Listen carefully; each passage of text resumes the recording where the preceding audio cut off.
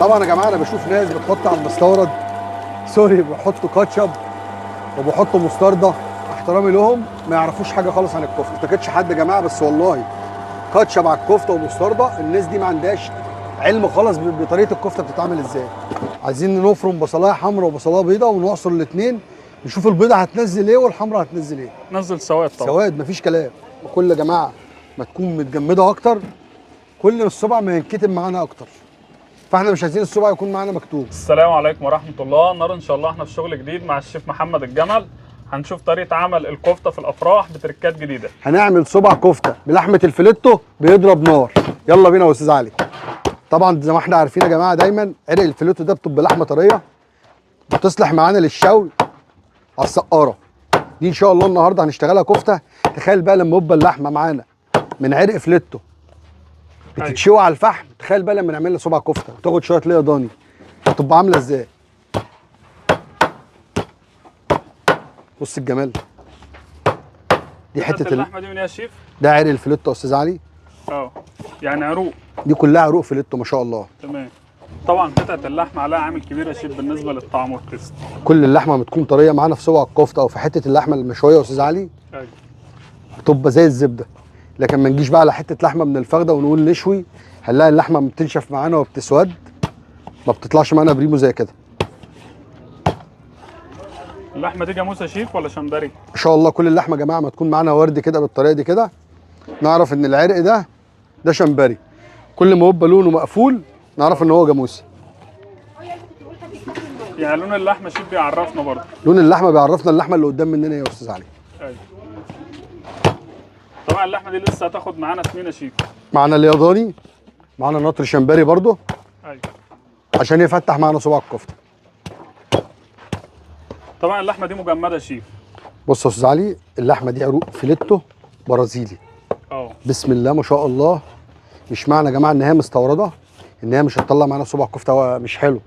أيوة. اللحمه المستورده لما بتاخد شويه ليا او نطر شمبري بيطلع صباع كفته عجب بسم الله ما شاء الله.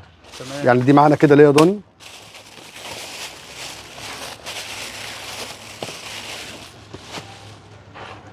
هتطلع صباع كفته مفيش غلطه. طبعا الهندي احنا بنستبعدها خالص يا شيف. لا الهند ما بيشتغلهاش خالص في الشغل يا استاذ علي. اللحمه البرازيلي والامريكي وجنوب افريقيا انضف انواع لحمه ان احنا نشتغل بيهم. كده اللحمه ايه بتاعت الكفته بعد ما الشيف محمد قطعها كلها كده قطعنا عليها ليا ضاني. طبعا هنحط فلفل حار معانا وان شاء الله هنفرم معانا بقدونس. الفلفل الحار ده اساسي يا شيف. ده اساسي. دي معانا لحمه مستورده طبعا واخده ليا ضاني، عايزين نطعمها طبعا بس ولا نحط كزبره ولا نحط كمون. هنا جوز الطيب برده بنفرمه مع اللحمه. طبعا يا جماعه انا بشوف ناس بتحط على المستورد سوري بيحطوا كاتشب وبيحطوا مستردة. انا عايز اعرف ايه الافاده في الكاتشب وايه الافاده في المستردة يتحط على الكفته. يعني حتى الشيف لو هي مستورده برضه ما بترشحش انت ولا الكاتشب ولا المستورد. مفيش الكلام ده على الكفته يا استاذ علي. كفته حياتي يعني ملح فلفل بصل ابيض. هتقول لي بقى كزبره وكمون ومستردة وكاتشب، احنا ما بنعملش كفته، احنا كده بنفتكس بمعنى صح. ان شاء الله. والفرن معانا عليه عامل كتير. اهم حاجه يا جماعه اللحمه تكون معانا مخرزه كده في الفرن. تفرم وش واحد ولا وشين؟ وشين ان شاء الله يا استاذ علي. ايوه. ده هنا كده معانا بقدونس.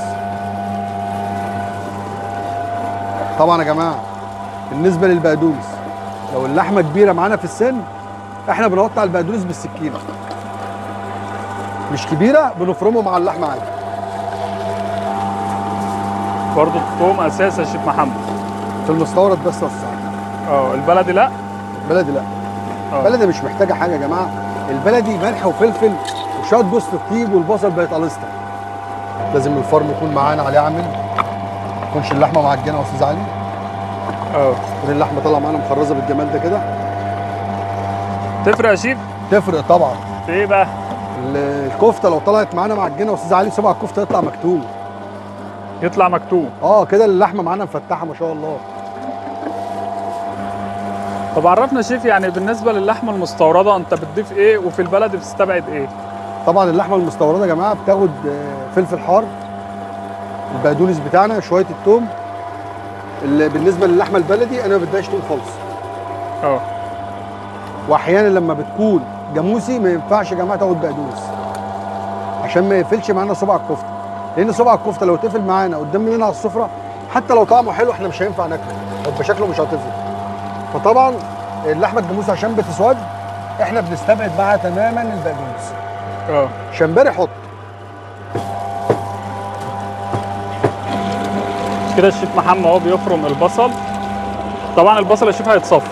صفى تماما يا استاذ علي. ده بصل ابيض للكفته الحياتي، الناس اللي بتحط بصل احمر ويقول لك افضل بصل احمر للكفته، خطا والله. طبعا البصل يا شيف بيفتح اللون كمان. لحمه حمراء مع بصل ابيض الاقي صبع الكفته احمر مبقع ابيض يا استاذ علي. ايوه كده احنا هناخد التفل بس. ناخد التفل بس. نزلنا بالبصل متصفي، ننزل بالملح كيسين يا دوبك يا شيف على الكميه دي. كيسين، وهناخد شويه كمان يا استاذ علي مش كتير. الكميه دي كده قد ايه يا شيف؟ احنا كده معانا 70 كيلو يا استاذ علي. بسم الله. برضه فلفل اسمر.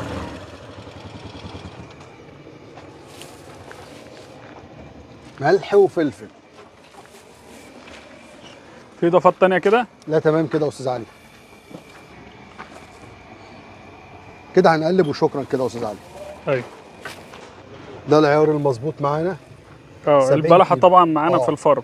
بلح جوز الطيب للمستورد، توم، فلفل حامي، شويه البقدونس، فلفل، ولا كزبره ولا كمون ولا مستردة ولا كاتشب ولا الكلام ده كله. وهنطلع صبع كفته ما شاء الله بيضرب نار. وطبعا البصل الابيض يا شيف بيفتح لو اللحمه معانا غامقه. اساسي.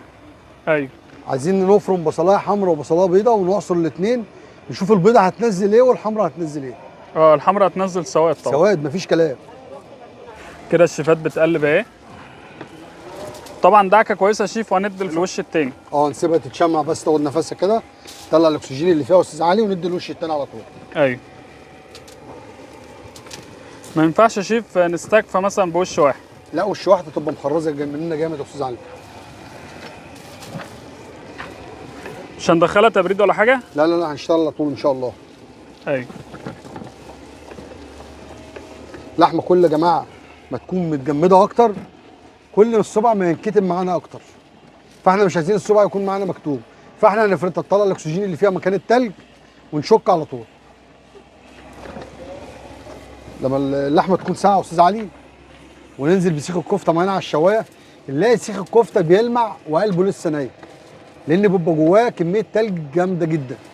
فاحنا لازم نطلع الكربون اللي فيها اللي هو الاكسجين دوت ونشوي عشان الكفته تاخد راحتها معانا في السوا. كده الشيف محمد بدأ يفرم الوش التاني اهو.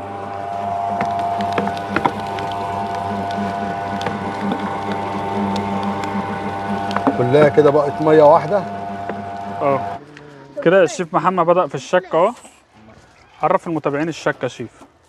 بص يا استاذ علي، اهم حاجه اللحمه تكون معانا متشمعه عشان يكون في اللحمه عرق، لان اللحمه بيبقى فيها عرق زي العجين بالظبط. بس انت ما شمعتش يا شيف النهارده عشان اللحمه على طول. عشان اللحمه كانت متلجه يا استاذ علي. نقفل معانا الصبع من تحت كده يا استاذ علي، نيجي نرجع تاني من فوق عشان الصبع ما يفكش مننا، بنقفل هنا كده. احنا عاملين قفل تحت وقفل فوق، نخرز بقى.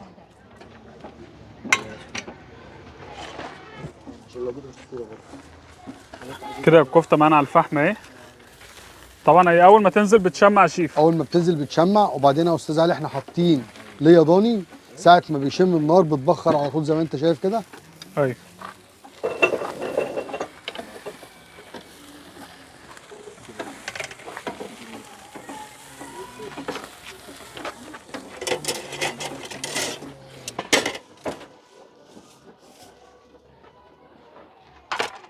شوفوا كده ما شاء الله الكفته بعد ما استوت.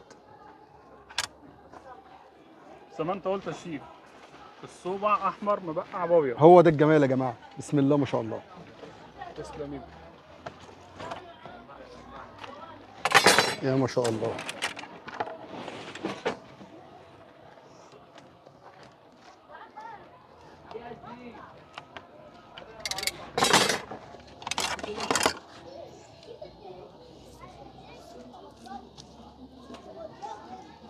شغلك ايه النهارده يا شيف محمد؟ ان شاء الله معانا طحينه وسلطه خضراء وبابا غنوج وكفته وكبده ان شاء الله، كبده اسكندراني.